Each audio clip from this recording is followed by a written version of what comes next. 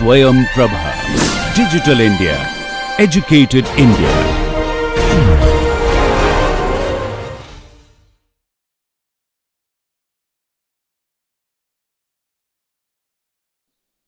Now let us understand some important points in this. In this, you can see that when the flow is, let us say, steady flow, we have already understood what is the steady flow. The moment you talk about steady and unsteady, you are talking about the change in time. Okay, so if there is no change in time, then it is steady flow. So if there is no change in time, what will happen to your acceleration, temporal acceleration? It is going to 0. The dou u by dou t term is going to be 0. So now similarly, if it is a uniform flow, there is no change in the spatial direction. You have at a particular time over the space, there is no change. So the change in the velocity between 2 points is going to be 0. So dou u by dou x is going to be 0. So if you multiply that with u, v, w, whatever it is, it's going to be 0. So your spatial or convective acceleration is going to be 0 for uniform flow. All right. So similarly, now if I say I have a steady flow and a uniform flow, then the total acceleration is going to be 0. All right. So having understood this, let us now look at different types of flow and which acceleration is going to be present. So now this is what my type of flow on left side, and on right side I am writing material acceleration. Now if I want to write it, I have two components. One is temporal acceleration, one is convective acceleration. Now tell me, if there is a steady uniform flow, which we have already discussed just now, what will be the temporal acceleration and what will be the convective acceleration? They will be 0, both. Okay, so temporal acceleration is 0, convective acceleration is 0. And similarly, if I take steady non-uniform flow, you should be immediately tell that the moment you say steady, temporal acceleration is 0 and non-uniform flow, so the convective acceleration is going to exist. Okay, so similarly, for a unsteady uniform flow, unsteady, so temporal acceleration will remain uniform, convective acceleration will be 0. So temporal acceleration exists, convective acceleration will be 0. And if it is unsteady, non-uniform flow, then both these accelerations will remain and total acceleration is going to be derived considering both these components. All right. So when we want to find out or solve a fluid flow problem, that time we need to know which component will remain or which will not remain, which will exist or which will not exist. That will possibly simplify our problem. Okay, and you can understand and derive the equations accordingly. All right. Now let us understand how we define various flow lines. As we have discussed, there are number of flow lines. So we talked about something called streamline, and we'll also look at path lines, we'll also look at streak lines, but let us first understand the streamlines, which is very, very important, and you will see a lot of applications of that. Now a streamline at any instant can be defined as an imaginary curve or line in the flow field. So you have a flow field, and within that, obviously you cannot draw a line. So you imagine that there is a line, and if there is a line, what is the property of this line or this streamline? That the tangent to this curve at any point, I have a curve, and at this, along this curve, at any point, I draw a tangent that gives me the direction of instantaneous velocity at that point. Okay. So if I have the instantaneous velocity of that point along the streamline, then obviously that is the flow velocity direction. So I cannot have any velocity normal to that, because that's the resultant velocity or the direction of the instantaneous velocity. So there is no other velocity. So at each point I have this instantaneous velocity along the streamline. So that means at all these points there is no transverse velocity. All right. So there cannot be any flow across the streamline. The flow is taking place along the streamline, and in many cases these lines are also called the flow lines. Okay. So streamlines are imaginary lines or imaginary curve on which you take any point. The tangent at that point represents the direction of the instantaneous velocity at that point. Okay. So the streamlines are basically the geometrical representation of the flow velocity, which I just now said that you as you draw the streamline, and that represents how the flow is taking place, or this is basically the flow lines. Okay, so geometrical representation of the flow velocity.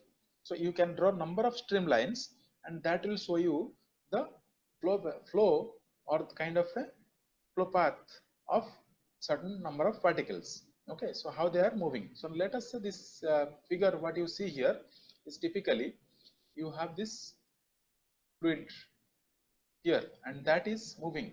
So all the particles, if you draw the streamlines, you can draw and you can come to another cross section. So there is going to be no flow coming into this domain. So if there the stream, this is a stream tube. Okay, so it's kind of a tube, and there is no flow going out of this, no flow coming inside this. Okay, so these lines which we see are the streamlines, and these are the tangential velocities at any point that you want to draw.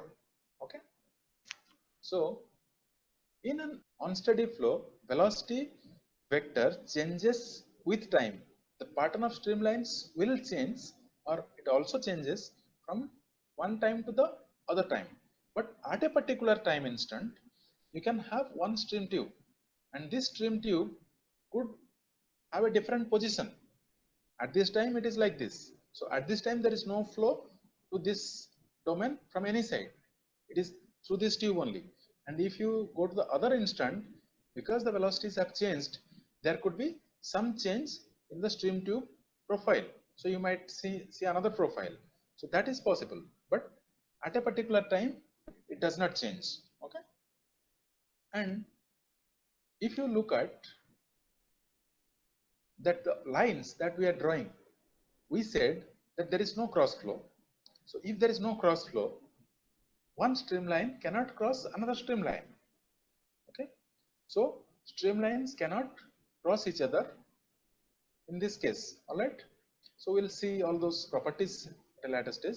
So in a steady flow, the orientation or the pattern of streamlines are going to be fixed, because in a steady flow your flow field is not changing in time. So if you have drawn streamline, it is not going to change because the flow field is not changing or the velocities are not changing. So the streamline position is not going to change. Okay. Now if I want to write down that mathematically, I can write down V cross ds is equals to 0. Okay, because the perpendicular to that the velocity is normal to this streamline is 0. So I can write down V cross ds equals to 0. And if you see, V is the instantaneous velocity vector and ds is your length of infinitesimal line segment. So if I take any small line segment, this is my ds. Okay, this is my ds, and the velocity for that segment is V. Okay, so if I take the V cross ds, obviously I'm going to get 0.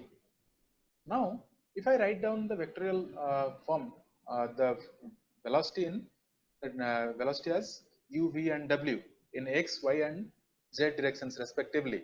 So I can write down I u v j, I u j v and kw, where I, j and k are the unit normals or unit vectors in x, y and z directions respectively. All right. Now, similarly, if we write down the ds, the delta s will also have components in x, y and z directions. So I can write down that as delta x, delta y and delta z, or dx, dy, dz. So I will write down that as S equals to I dx j dy k dz. All right. So if you take the cross product of this, what do you get? You get dx by u is equals to dy by v is equals to dz by w. All right. So this is what is going to be your equation if you solve this mathematical expression. Now, the stream function is derived only for a 2D case. So it can be solved for a 2D problem, whether it is xy plane or yz plane or zx plane, whatever it is, it can be solved for a 2D plane. So which we will see in more details at a later stage. But when we are telling that it can be solved for a 2D case, let us say it is xy. For that, we can write down the expression as dx by u is equals to dy by v, or dy by dx is going to be equals to v by u. So basically, the slope of the streamline is given by dy by dx, which is nothing but your v by u. All right. Now let us see stream tube, which I have already explained. Basically, the bundle of neighboring streamlines may be imagined to form a passage through which the fluid flows. So if I say this, there is my streamlines are this, which is represented here. So this passage is nothing but your stream tube, which is again imaginary. Okay, and the stream tube is bounded on all sides of the streamlines. As I have already said, the fluid velocities does not exist across the streamlines. There cannot be cross flow. So no fluid may enter or leave the stream tube except at the ends.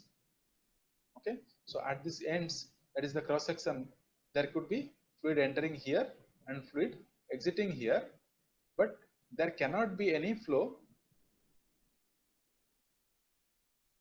There cannot be any flow from the lateral directions.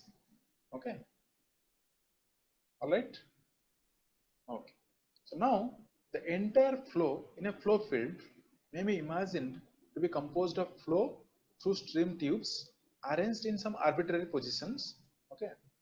So we have understood the streamlines, and we understood that the tangent at any point on the streamline is going to give you the velocity. There is no cross flow, and if you take a stream tube, this kind of a passage, so there cannot be any flow coming into this tube from the lateral directions or going out of this tube in the lateral directions. There can be only flow coming in at the ends.